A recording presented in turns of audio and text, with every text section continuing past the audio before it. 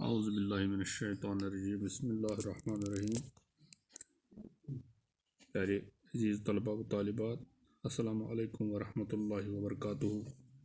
آج ہم اپنی کتاب بہارستان اردو کے حوالے سے سبق شاعری کشمیر مہجور کے متعلق چند سوالات اور ان کے جوابات پڑھنے جا رہے ہیں۔ آپ اچھی طرح سے ان کی طرف دھیان دیجیے اور ان کو اپنی کاپی پر لکھ کر یاد کیجیے۔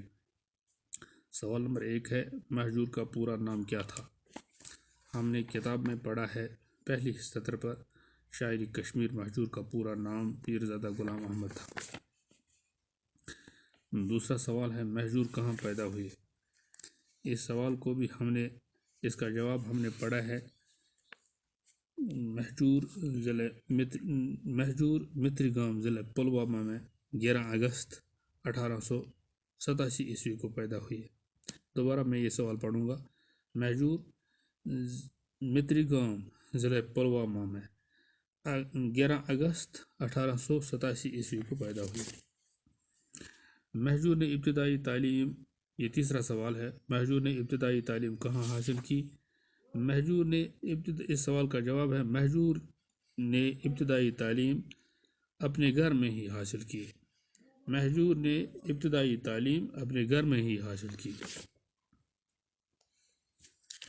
اس کا ایک اور سوال ہے، مہجور نے پنجاب کا سفر کب کیا؟ مہجور نے پنجاب کا پہلا سفر کب کیا؟